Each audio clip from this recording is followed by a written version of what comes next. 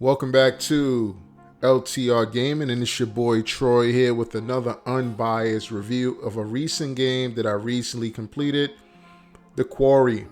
I played this game on the PS5, and I had so much expectations coming into the game due to the reviews that I've read and friends that have recommended this game to me a couple of years ago, because it only came out in 2022.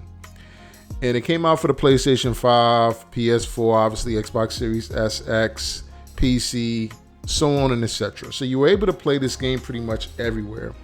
And, the particular engine that this game is running on is the Unreal Engine 4. And I must say, by the way, even though I have played games recently that are fairly newer than this, that are running on Unreal Engine 5, Unreal Engine 4 is nothing to sneeze at. While the motion capturing, the face expressions seem so real to life, the movement seems so fluid from cutscene to cutscene. I really think that with the technology that we currently have for gaming right now, it's pretty darn good. But this story, this interactive horror game is a particular genre that's actually starting to pick up and become more popular. Folks don't want to be shooting folks in the head all the time or stabbing someone with a knife. Somebody want an authentic, real to life, as much as it can be, story driven game.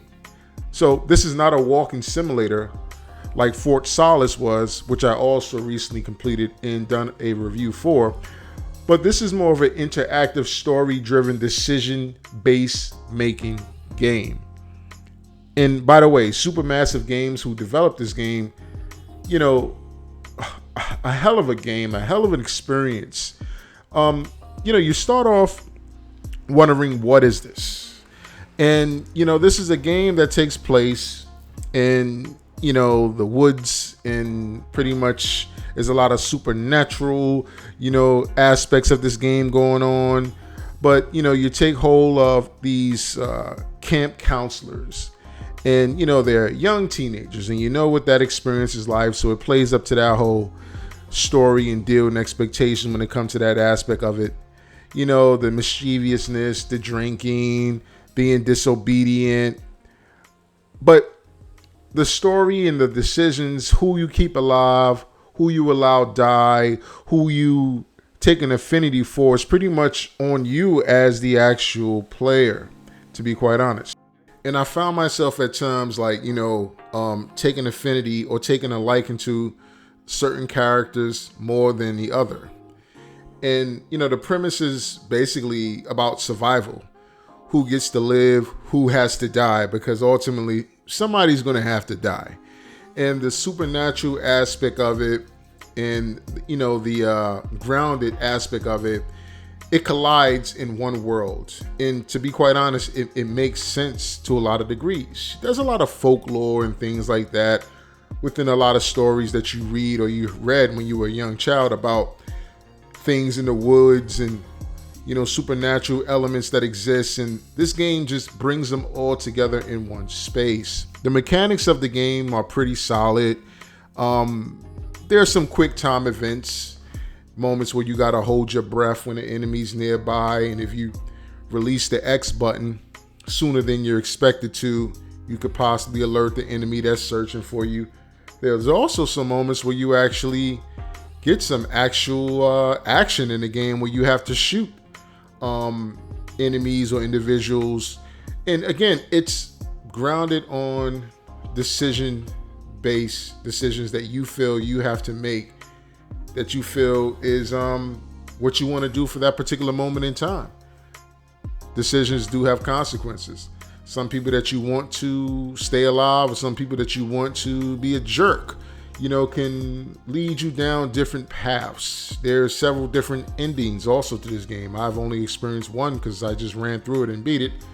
But the way the game ended, who I kept alive, and I only thought to myself, well, what if I would have done that differently? What if I would have kept this individual alive and let this individual die? So you get those kind of dilemmas and moments. But you know, the 9 teenage counselors that you take control over, they all got their personalities. They're all vocal in certain ways, and the creatures that exist in this game, I don't want to give it away with any kind of spoiler alerts.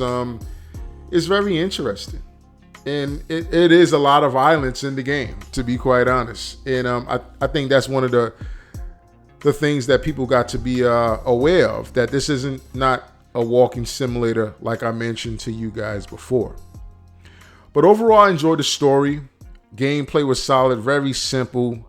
I'm probably going to recommend this game to my lady, because this is a game that she can get into, that I can see her playing, and the game is not too intuitive to the point where you don't know what you're doing and there's too many buttons you press. No, it's pretty much straightforward and direct.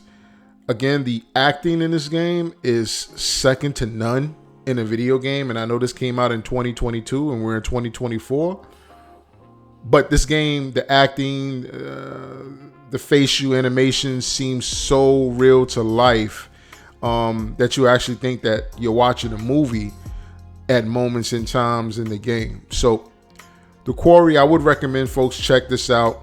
You can get this, like I said, on the PlayStation 5, PlayStation 4, Xbox, Xbox One, Series X, and PC. And you can, you know, pretty much have a good time with this adventure game. It is a survival horror game, but it also has aspects of an adventure as you progress from chapter to chapter. I'm Troy. This is LTR Gaming. Please don't forget to like and subscribe and share the video if you enjoy this brutally honest, unbiased review. Check you guys later. Peace.